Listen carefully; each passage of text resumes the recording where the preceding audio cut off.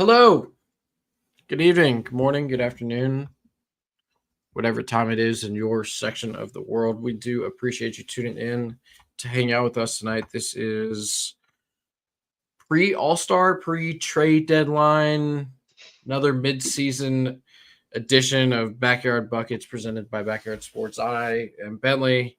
I have Ryan with me tonight. Gary is off doing family stuff this evening, but he'll be back at some point, I'm sure, on another episode. Ryan, how you doing, buddy? It's good to see you.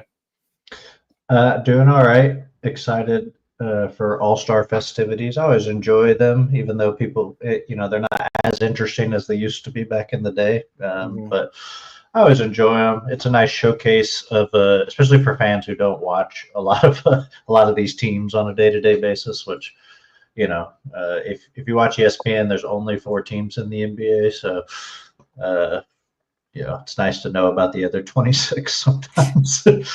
Yeah, very true. Very true.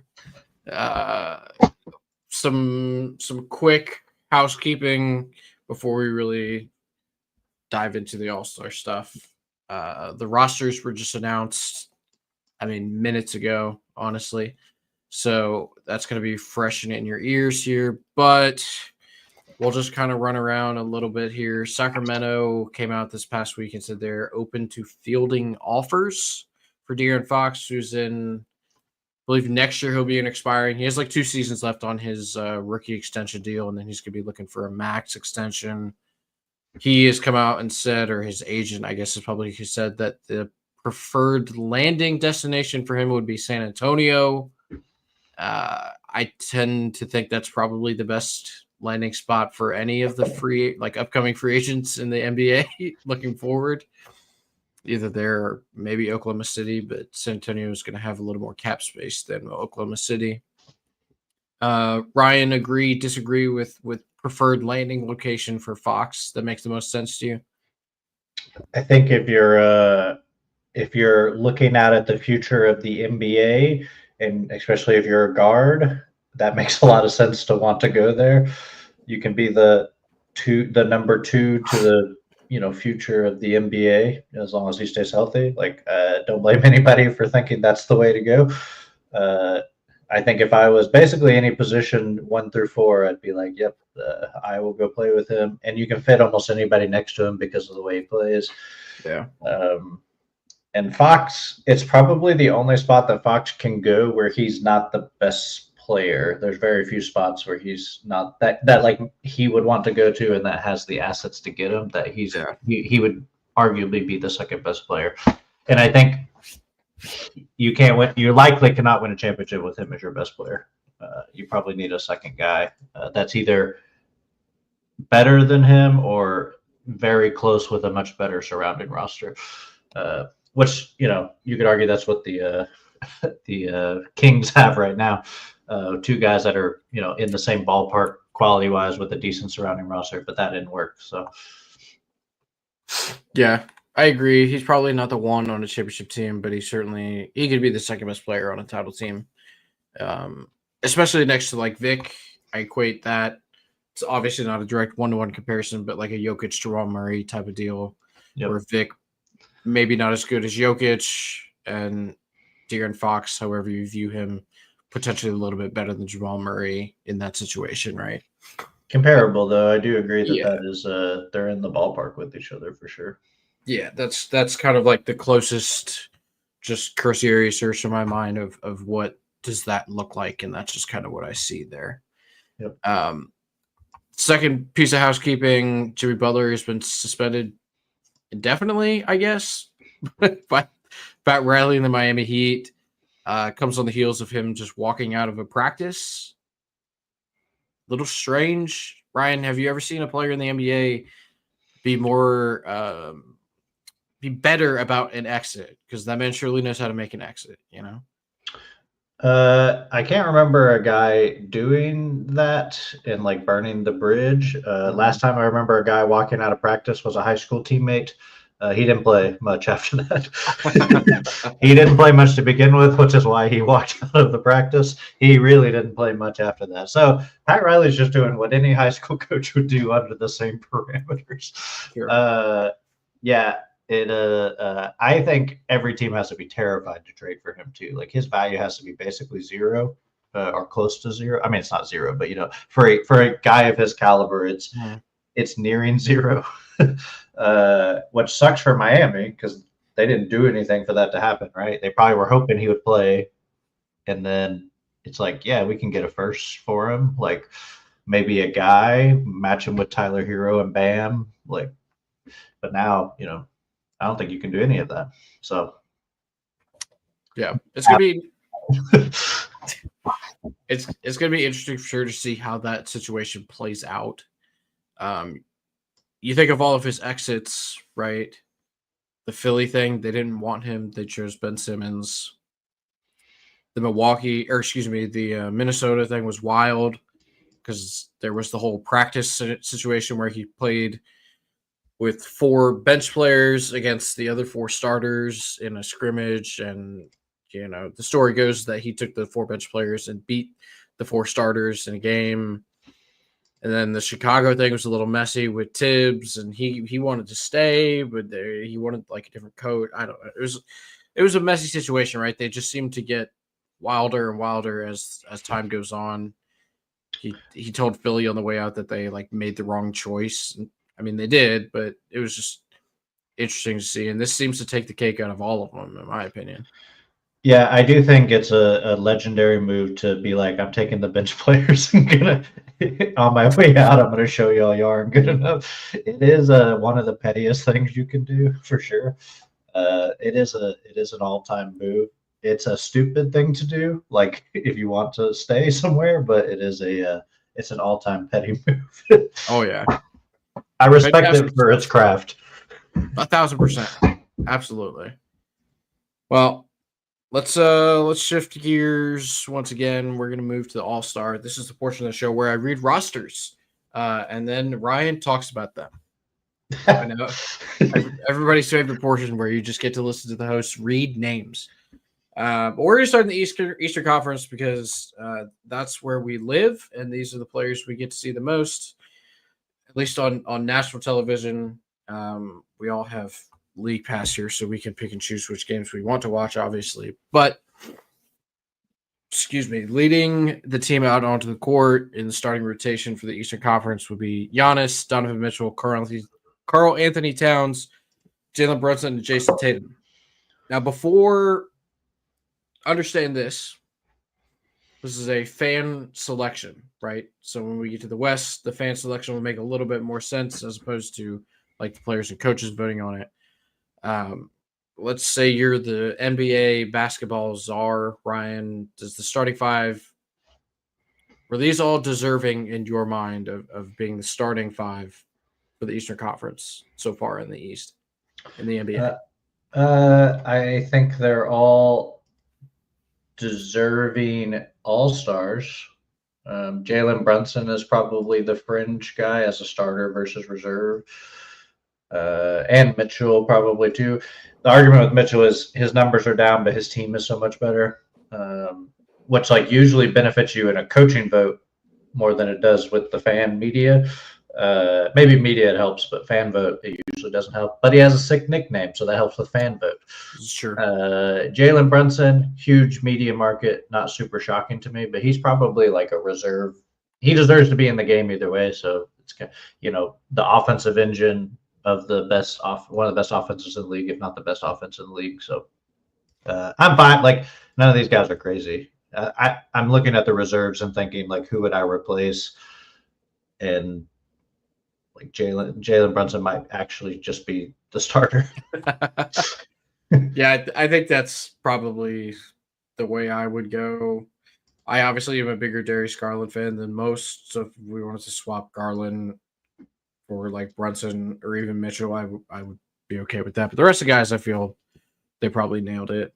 Tatum having an incredible year despite his team not having the success they saw last year through this point in the season, but he is probably the best Jason Tatum has ever played in his career, in my opinion, at least from like a counting stats perspective. All right, now the reserves.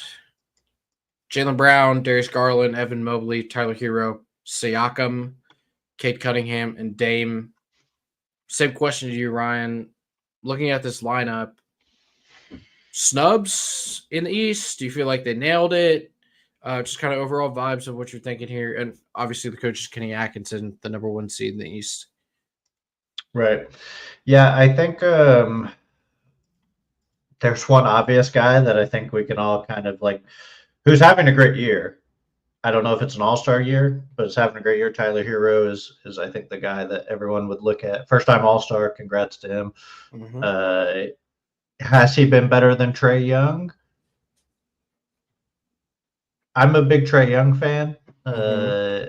I think I'm maybe more than the average fan is. I think Trae Young has a constant like pendulum swing about how people feel about him. But it could be an indication that coaches they think Hero is more of a winning player currently than Trae Young is, even though Trae's stats are better. He's leading the league in assists. I think he's scoring like 22 a game, something like that. Having a good year. That's probably the obvious one. I don't really see anybody else that I hate, and I don't hate Tyler Hero. Like he's probably 1 or 2 out, right? Like worst case scenario. He's a guy who I don't have a problem that he is an all-star. So just I think Trae should probably have gotten a look. Yeah, Trae probably getting a look. I would have said LaMelo Ball, but he's hurt, right? So you can't. Yeah, obviously. If he's healthy, yep. If he's healthy, I think you can make the case for him to be a starter, but obviously injury playing a factor there. Trae makes a lot of sense to me. Again, another guy, Jalen Johnson, who probably would have been on the short list to make the team, but he's having season-ending shoulder surgery. So obviously you can't put him in there. I don't hate this roster. I like to see Cade in there. That's, shout out to all the people that still own Cade Cunningham stock after some really down and injury-riddled years to start his career. Maxey's another guy. Maxey's a guy. That's a team issue, probably more than anything. Probably, yeah. They've been so like incompetent as a team this year on the court. Mm-hmm.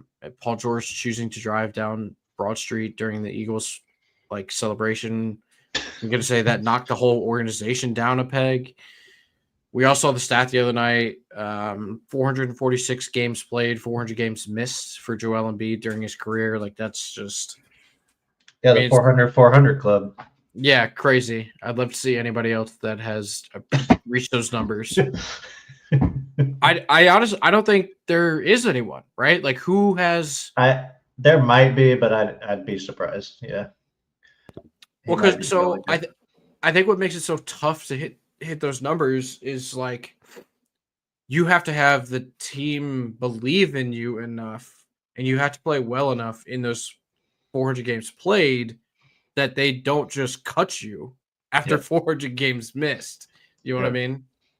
I think missing a lot early is big, right? Because then you're like a mystery box. You can miss like 2 or 3 seasons early, kind of like you did, and it's like, oh, he's shown flashes. We got to keep him. Yep. And then you just do enough while you're healthy to stay on the team. Yeah, he wins an MVP, and they're like, oh, it all worked out. You're like, what? Yeah.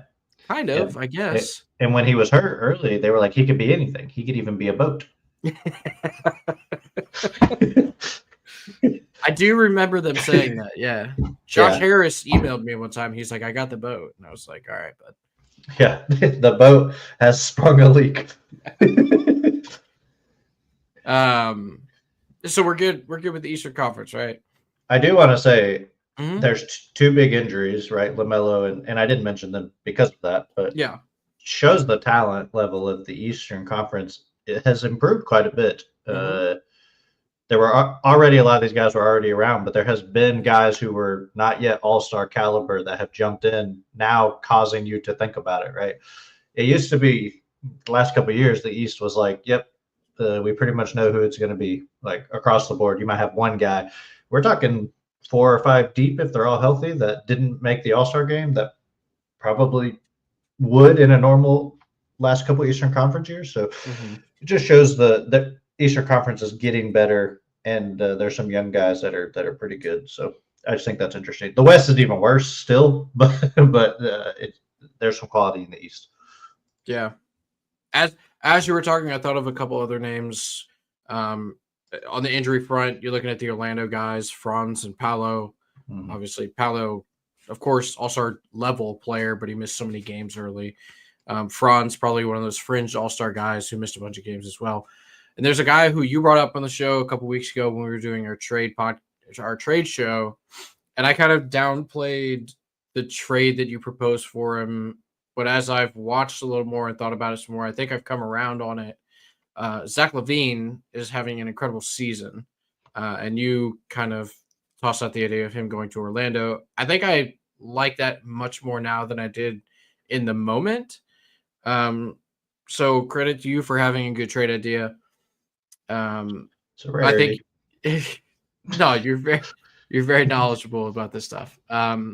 He is having a great year, and also that video of him doing that dunk. I don't know if you saw it. He was like, "Maybe I should be in the dunk contest." I'm like, he still looks like he got it. Yeah, right. When he's healthy, he's explosive. It was only 9 years ago, dude. You still could do this. God, he looks like a different person back then. I don't know if you've ever gone back. Oh yeah, it's like a child. Yeah. I mean, he was like 19 at the time? Like, yeah, 20, somewhere. Yeah. He wasn't legally allowed to drink yet.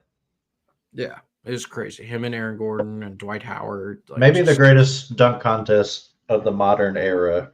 For sure. Post 2005 or so. Yeah. Post MJ. Let's just. You could. There's some decent ones like the Gerald Green one, and there's some okay ones, but yeah, it's probably the best because it was two guys doing it versus one guy just doing a lot of crazy stuff.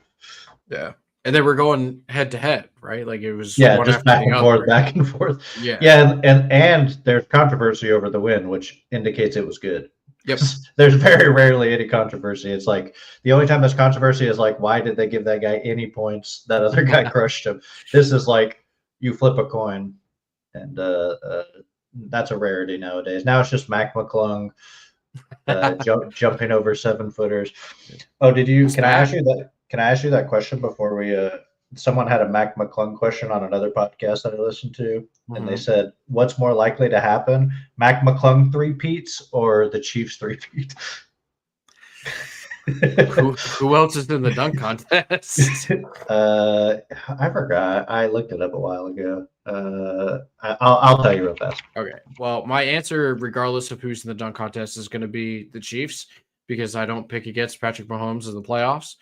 So I'm picking the Chiefs to win, in a week and a half or whatever. It's Stephon Castle, Modest Buzelis, and Andre Jackson Jr. Castle is jumpy. Andre Jackson Jr. is jumpy. Buzelis, maybe. Sure. Castle is real. Castle, especially downhill, is very athletic. Sure. Yeah. No. 100%. But McClung has a certain je ne sais quoi that other people don't have, and I mean he does, right? Like he has a flair that is difficult to do in a game. Yeah, like it's an artistic style versus like that would be cool if that was the fast break. Yeah, because he's doing weird shit. I still think Derrick Jones Jr. should have to compete in this. Did you see the putback he had on the fast break the other night? Yeah. That man can still fly. He's touching the rafters. It's actually a good idea. Just shoot some long threes and let him they hit back of the rim. Yeah, he just does it 5 times until he gets. Yeah, it'd be pretty cool. Yeah, I mean that guy's electric in the open court. I would love to see him, and he's already competed in one, so I'd like to see him in another one. Yeah, he is a very bouncy, to say the least. Yeah. And then I think if you and I went out there stacked on each other's shoulders with a trampoline, we could throw a couple down. Stacked on each other's shoulders with a trampoline? Yeah. I think who's on top of who? Because I'm heavier than you, but you're stronger. Yeah. I think I probably would have to be the base. Yeah. Yeah, and my natural athleticism, of course. Well, you have similar je ne sais quoi to Mac McClung. Yeah. Yep. So you're gonna throw me? Are you gonna throw me onto the trampoline? No. We're gonna be on the trampoline. Yeah. Well, we're gonna Okay. jump. We're gonna climb to a platform, drop off the Oh, platform God. onto the trampoline, and then trampoline up into the sky. Kill That's what's ourselves gonna on the way down. Well, I did for many years after high school have my tearaway pants. I don't have them anymore, but we had the tearaways, Yep. the ripaways, whatever you want to call them. I had it for many years, and I did have my shirt for a while, like a warm up shirt. I don't have it anymore because it would not fit anymore. But if I did, we could go do a dunk contest. Maybe for the 6 foot and under league, this is a good idea. yes, the Skibbity League. Yes, the Skibbity League of 6 feet and under basketball players, where Ryan and I will be player owners. Actually, Player coach owners. Yes. I don't want to coach. I'll let somebody else. Well, that's the only way I need someone to fire. It's the only way I can guarantee playing time. That's fair, I guess. Playing me 48 minutes a game. Yeah, but what coach is not going to play their owner? Let's be honest here. Oh, that's good too. That's interesting. Like, I will fire you if you don't play me. Yeah, it's a good idea. All right, let's go to the West. Sorry, the air is very dry, so I'm coughing a lot. Western Conference starters: Steph Curry, SGA, Nikola Jokic, Kevin Durant, and for the, I believe, 22nd season, maybe 21st season, LeBron James named to the All-Star game as a starter. Yeah, every year, pretty much. Yeah. That makes sense to you? All those guys? Kind of feels correct in my mind. I mean, LeBron should not be a starter. Well, there's an argument he shouldn't be in the All-Star game too.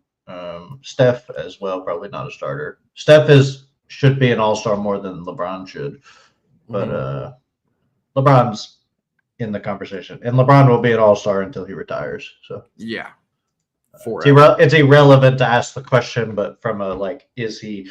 This is like the Yao Ming question, because Yao Ming was an All-Star every single year because the entire country of China voted for him. Which I don't know if you know, China has a lot of people. Nope. Really good at geography. And I can point to it on a map. It was like, should Shaq be the starter? It's like, probably, but he had 400 million votes, so he gets it. I wonder if he's the most voted All-Star ever. I don't think so, but he's a lot. He has a lot. I don't think it's. I can look it up. Maybe for like a single year, he was the most. You know what I mean? Well, that's what I'm saying. I don't know who else would get more. Kobe, maybe? List of NBA All-Star vote leaders. Okay, hold on. That's going to give you the most recent one, I'm sure. LeBron is 2022. It's LeBron, Giannis this year, actually. Oh. LeBron, Dwight Howard in 2009, LeBron, and then Yao Ming. So he's up there. Wow. All right. I never would have guessed that. Yeah, that LeBron guy, people like him. I think he's going to have a good career. Yeah, jury's still out, though. He's got another 20 in him, I think. Got to win a few more championships for me to really respect him. Right. Yep. Yeah. Same. All right. Now to the bench players who are coached by Mark Daignault, the coach of the Oklahoma City Thunder. Yeah, Anthony Edwards, Anthony Davis, James Harden, Jaren Jackson Jr., your boy Alpi Şengün, Victor Wembanyama, and first-time All-Star Jalen Williams, J-Dub, coming in from Oklahoma City to play with his boy SGA. Snubs, did they get it correct? What do you think here for the Western Conference reserves? This one even tougher than the East. Like I said, I think there's probably another 5 or 6 guys that you could have an argument for on the West. Wembanyama 100% should be in. Jaren Jackson Jr. should be in. Anthony Davis 100% should be in, and Anthony Edwards. Those are my guys. I said they will for sure be in. They're my locks. I think James Harden, iffy on him. Clippers have been really good this year, but there's an argument that Powell should have been in instead of him. I don't think they get both guys in, but there's an argument that Powell's been just as good, if not better. I think James Harden runs the offense, so he makes sense. But there is an argument from some people have made. Sure. I think Jalen Williams. I'm a big Jalen Williams fan, so I'm happy to see him get in. I think it's one of those where if that's a fan vote, he doesn't get in, but the coaches respect him being the second best guy on the best team in the league, and saying if SGA is not there, he's a 27-7-7 guy probably, right? Like he reduces everything else reduces because of SGA. So I think that's fair. Alp is probably the biggest question mark, and as a Rockets fan, I can say that. Again, this is a coach vote, so it's probably the team with the second best record in the West should have an all-star. It's just like we feel like an all-star should exist. So it makes sense that Alp gets picked. He's the offensive hub. But like Sabonis and Fox, like I expected one of them to be in and Alp not to be in. That was kind of my expectation. But it makes sense with it being a coach's vote that the record mattered a lot more. It's like this is a winning player, and Fox and Sabonis have, the early season hurt them, I think, for that. Yeah. Well, there's a name on this list, or there's a name that's not on this list that is fairly surprising to me. The 3 seed in the West right now is the Memphis Grizzlies, and they don't have any All-Stars.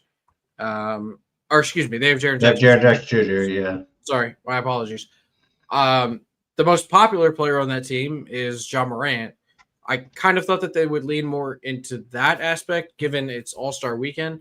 I understand that Jaren Jackson is probably the better basketball player, right? He's a more impactful player on both ends of the court, collectively, than is Ja Morant because of Ja Morant's limitations on the defensive end. I figured that Ja Morant would probably get a nod here, maybe over Şengün, but then that takes away from my point of them being the 2 seed, or Memphis being the 3, obviously the Rockets being the 2. I don't know. I just thought that they would try to find a spot for Ja to make it into this game. Maybe this is some residual pushback from like his off-court issues last season, and they're not ready for him to be back in like the major spotlight again because they don't get a ton of like ESPN or TNT games. They're not on TV a whole lot. They're a small market franchise, I don't know. I just was a little surprised that Ja Morant didn't make it, given that 2 years ago he was like the most popular player in the NBA.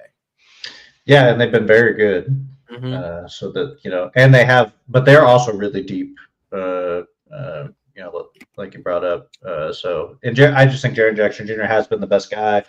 But you're right, Ja, from a popularity perspective, is significantly more popular. I think Ja would not be on my list. I would not include him at all. But Kyrie Irving's a guy I think who's had a very good year. Yeah. He's missed a few games, not like a lot, but he's missed a few. That probably didn't help. And Dallas is underperforming a little bit, partly because of injury. And then Devin Booker, who's had some efficiency issues this year, but his raw numbers are very good. Phoenix is kind of a mess still, even with Nick Richards. I'm not sure how good they are. So I imagine the coaches are like, yeah, his numbers are good, but can we put him and Durant in? So I think that might have been the issue there. But yeah, it is. The West is tough. The West is very tough. Yeah, there's a lot of very, very good basketball players in the West. It's like you said, it's tough to really pinpoint when you only have 12 guys. Yeah, 12 guys to choose from. It's tough to pinpoint who the best ones are in either given conference. I think it's a good argument to expand the rosters. Yeah, make it 15. Why not? Like, what are you hurting there?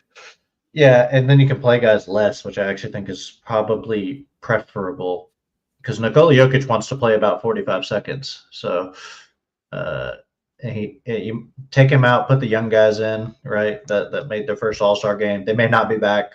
So let Tyler Hero get his run. Let those types of guys get their run. I'd prefer to see that.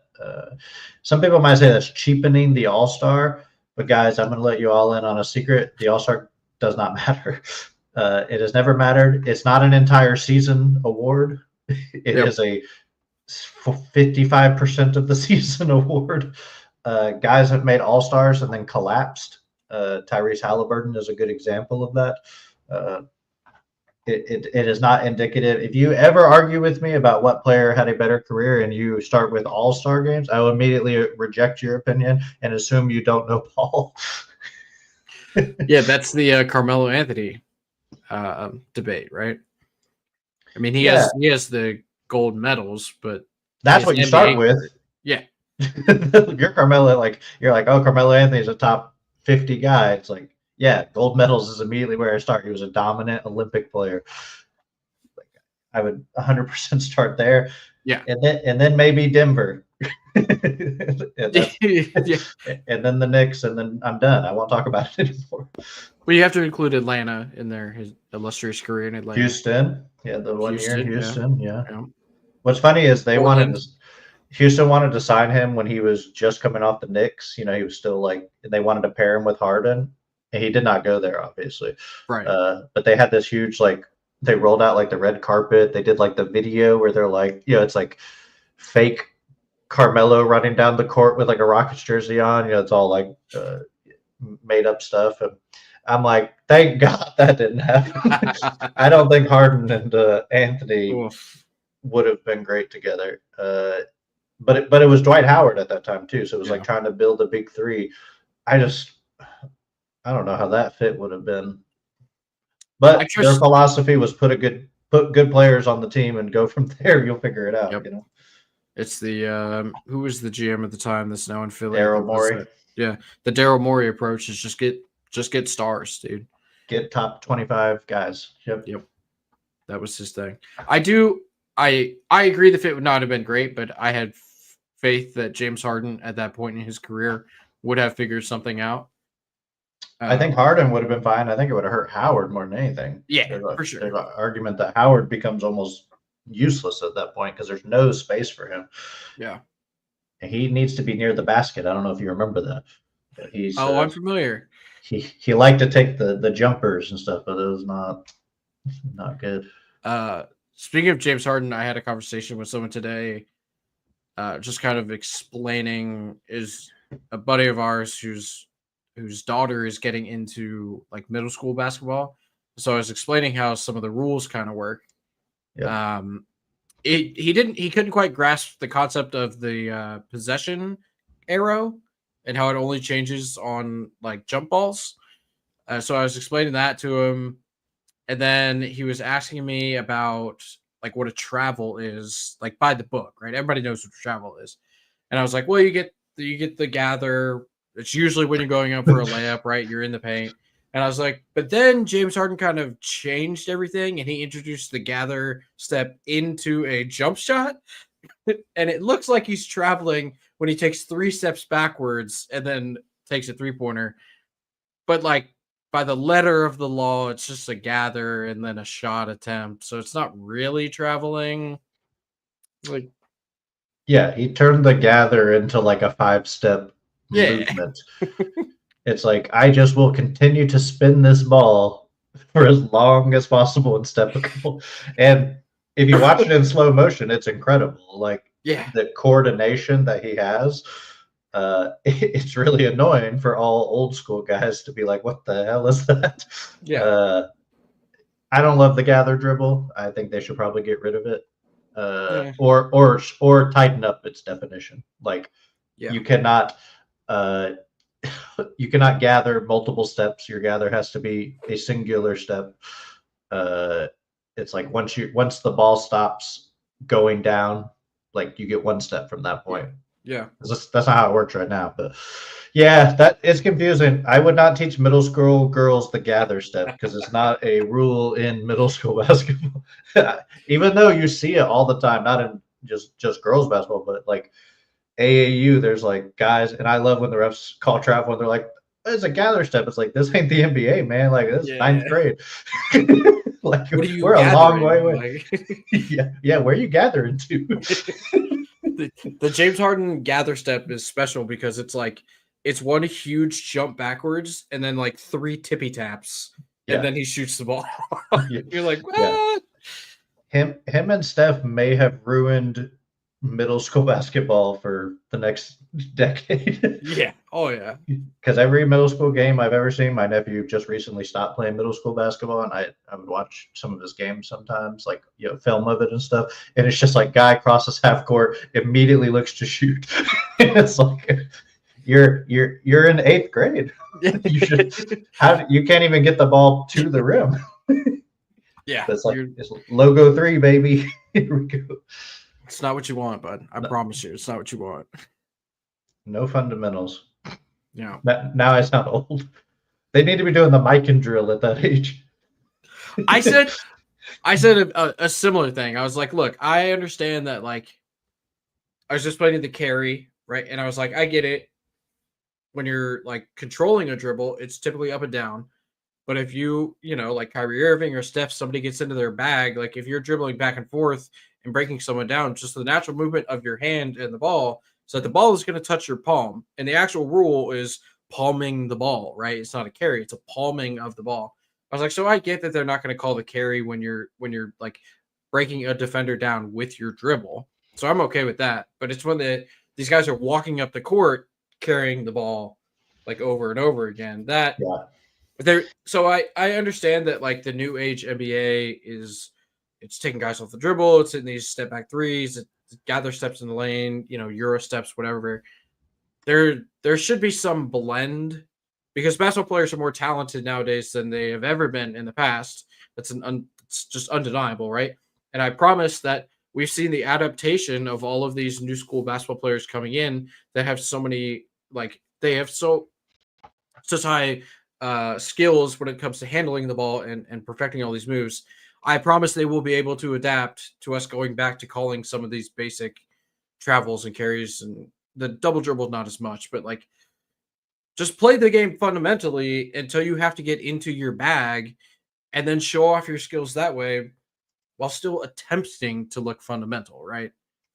Yeah, I think you bring up a good point. Players always adapt. Like when they changed the ball and they all freaked out and said, "Get that thing out of here." You remember that? Yeah, They were like, they were like, "You'll adapt," and they were like, "We refuse to adapt to this ball." It gives me. Didn't they say like it like hurt their hands? They were like it scratches their hands. Yeah, babies, bring that ball back. Make them play with it again. Well, I remember it was a couple years ago in the NCAA tournament, the first round, the balls were like bright orange, like bright orange. And everybody's like, "What the fuck?" And nobody could shoot them because they were like overinflated and super rubbery, and like guys were dribbling off their foot, and they were like getting super long rebounds off the rim. And I mean, to your point, the NBA did something similar when they tried to make them play with new balls and stuff. Don't change the ball; just play with the original ball. But like, if you're taking a side out of bounds or a baseline out of bounds and you're not being pressed full court, dribble the fucking ball. Don't take 3 steps and then start dribbling the ball. Like, don't carry it as you're walking up the court. Yeah, that is egregious. I agree. Sometimes I watch it and I'm like, he's literally just holding the ball. He's not even dribbling, and then he just starts dribbling again. It's the weirdest thing. But they're being officiated like that. So and don't let Giannis take one dribble across half court and have a scoop layup. I get that he's 7 feet tall and he has very long strides, but he needs to at least dribble like at the 3-point line. He can go from half court to 3 in 2 dribbles. That's fine. But to take one dribble on the logo and then be at the rim, that's a travel. Somewhere in there is a travel. I promise you that. That's just a very long gather step. I mean, it is, right? They throw the ball out in front of them and just kind of gather it for like 3 steps, and then he's at the free throw line, and then he just takes 2 more once he stops with the ball. It's a travel. I mean, again, a travel at every level except for that one. That's fair, I guess. International rules would be interesting. I mean, we talk about that a lot, but something a little closer to that. They have some similar rules, but not fully the same. Yeah. All right, I'm gonna ask you this question now that I've had cooking here.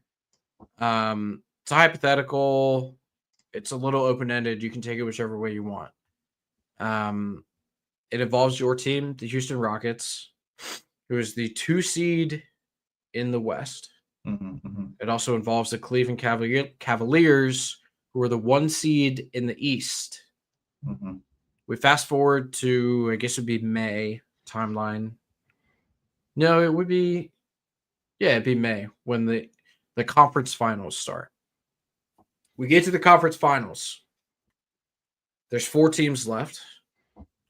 Of those 4 teams, either the Rockets are missing or the Cavaliers are missing. We did this drill early in the season when these teams were off to the hot start, and they've been sustained so far, right? 32-14 for the Houston Rockets. They just went 4-0 on an East Coast trip. Cavaliers, they've tailed off a little bit. They were on pace to win like 74 games at one point this season, and they're 500 in their last 10, but obviously still extremely talented and very good and very well coached.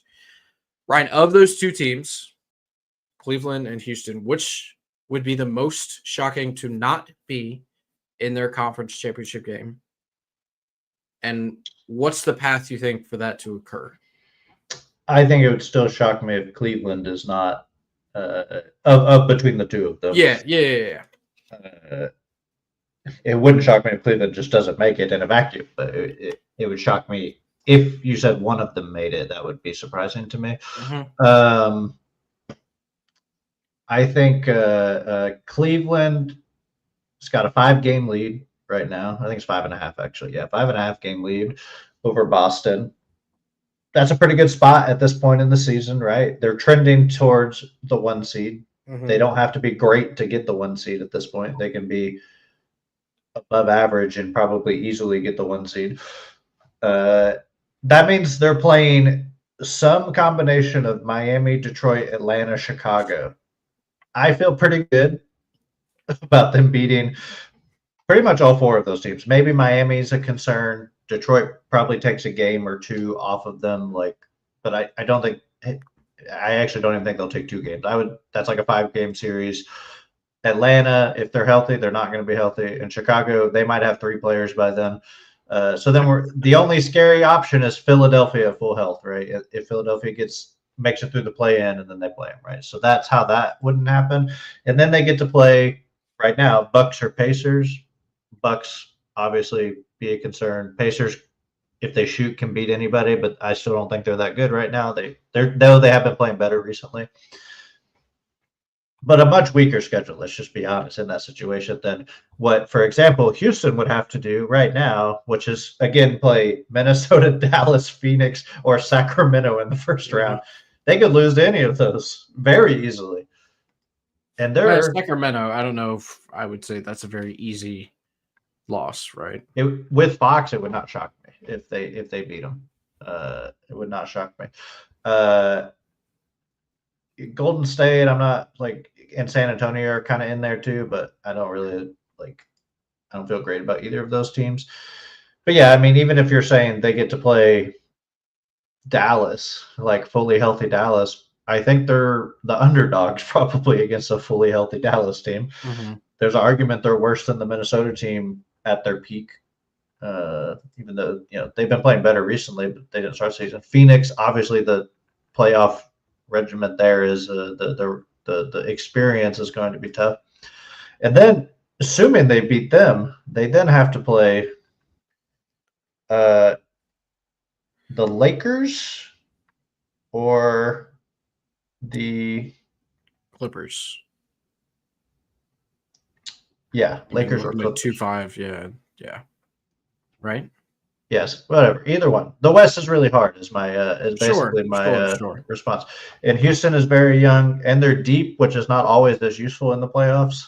But again, they could beat any of those teams too. It wouldn't shock me to see them in the conference finals if they just go on a run, but it also wouldn't shock me to see them out in the first round, just with how tough the West is.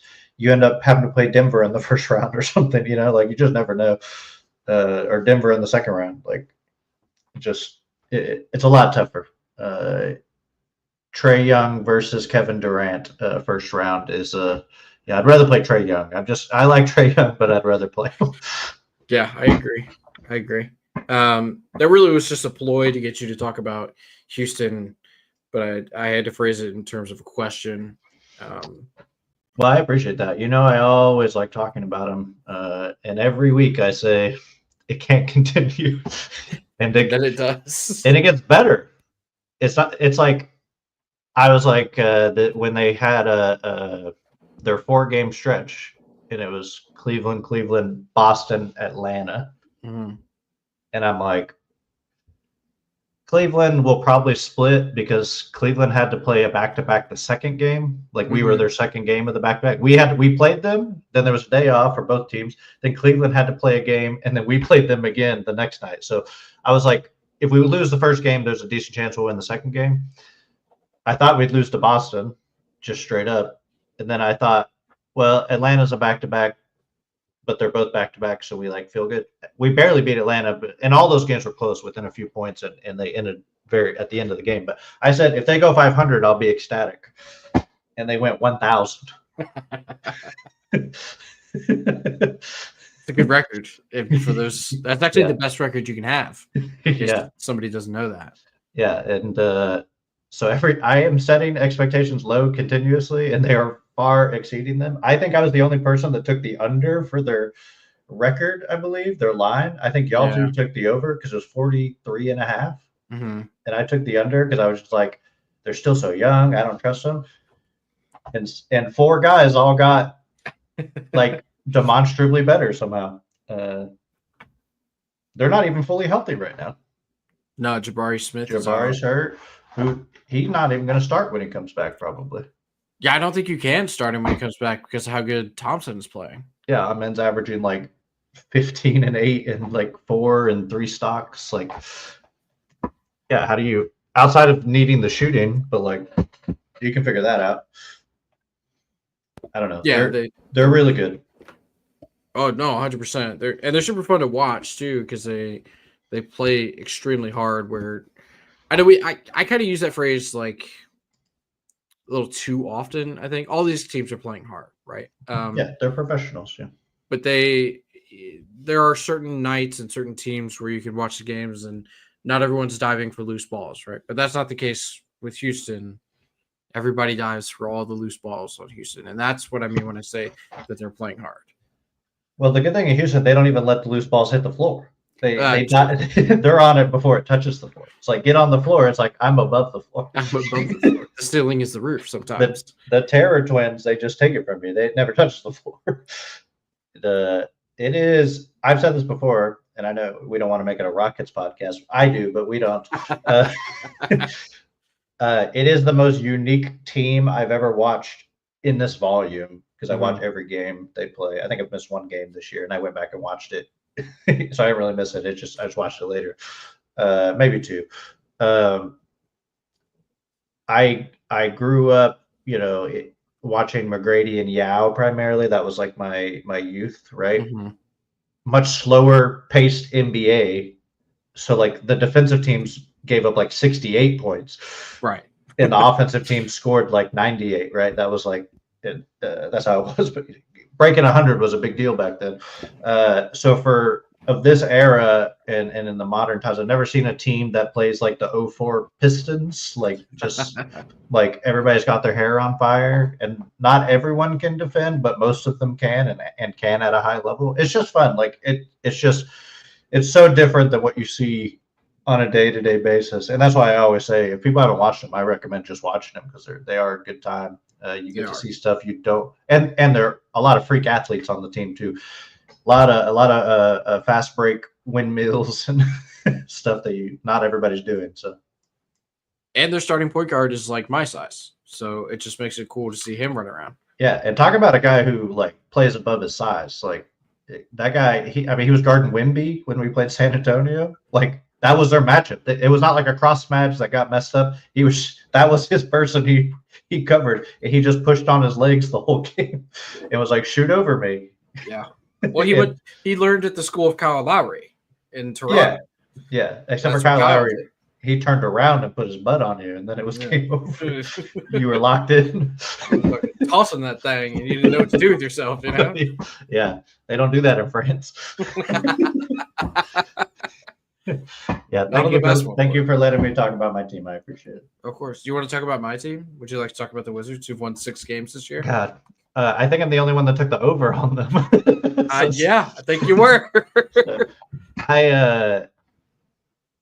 I think they're the most interesting trade deadline team. Maybe like they're probably up there as one of the most interesting teams from like a what do they get for their guys if anything? Like are they gonna they should trade guys, but like what are they gonna get for them? Because this could be a big deadline for like the building of the future for sure. Yeah. Because right now you got Bilal and Alex Sar. You feel all right about them. Like Bub, you feel he could be a 6 man right now. Like he's not good enough probably to be a starter right now. Doesn't go to the rim, but like could be like a off the bench guy in the future. George, who knows what he's going to be? Like you got some interesting pieces, but you can really set yourself up here if you could get off pool for like a pick and like bring back a bad salary and just like let it go. Valanciunas, I think you can get like a legitimate asset for. Malcolm Brogdon, you could get a legitimate asset for. Who knows what they do? But I'm actually excited to see because I do watch a lot of their games too because they're just on TV all the time. Yeah, they're local. I do agree. They have 4 like guys, right, that could play on teams and give impactful minutes, if you will. Yep. They are unfortunately 4 like almost undesirable guys because Brogdon is injury riddled at this point in his career. Valanciunas doesn't offer nearly anything on the defensive end, even though he's a pretty savvy offensive player. Kyle Kuzma has just been terrible. I forgot about Kuzma too. Yeah. Yeah. And then I would throw Kispert in there, but Kispert signed the extension this year, so he can't even be traded until like the offseason. Yep. And then Jordan Poole just has a ridiculous contract. So, it's like those are your 4 guys minus Kispert, obviously, but I don't know how attractive any of those guys really are to teams that are trying to build a serious organization because they don't necessarily offer the things that like winning teams want at the price that the Washington Wizards are going to be expecting to come back in the deal, Yeah, that is the interesting part is like, can they make a deal that makes sense for both parties? That's the tough one because Jordan Poole has shown in the right environment to be a contributing guy. For sure. Valanciunas obviously too. Malcolm Brogdon to some extent has done that. Kyle Kuzma, probably the best player on the team, I guess. Jordan Poole's been the best player this year, but this year's been Jordan. Kuzma historically has been the best player. Like those guys have like value, but if are you just getting like heavily protected first for him? Is that what you want? Probably, but like if someone comes to me and says, "I'll take Kyle Kuzma, take my expiring contract, and I'll give you a lottery protected first, and it will move every year until it conveys like up to 5 years or whatever," I'd be like, "Yes, please, give it to me right now." Yeah, and I think that's what you could probably get, right? Like something in that range. You just want to compile picks, especially first round picks at this point. Yeah. So they're interesting. That's a good post trade deadline conversation. Yeah. Next Thursday, I guess actually next Thursday night will be the trade deadline. Our show next week. It's Thursday. I think it's at like 5:00. So a couple hours before. Mm-hmm. So we'll have some prep time to. Yeah, and stuff will happen not all that day. There will be stuff before then too. Yeah, exactly. Well, that's the end of the show. We kind of hit on all the talking points we wanted to. Ryan, thanks for jumping on, being part of the show that you're a part of. Thanks, man. Yeah, for all of us here at Backyard Sports, appreciate everyone tuning in, hanging out, having a good time. We'll be back next Thursday, post-trade deadline talk. Hopefully have some interesting new team configurations to discuss for the down stretch of the season. For Ryan and me, we are out.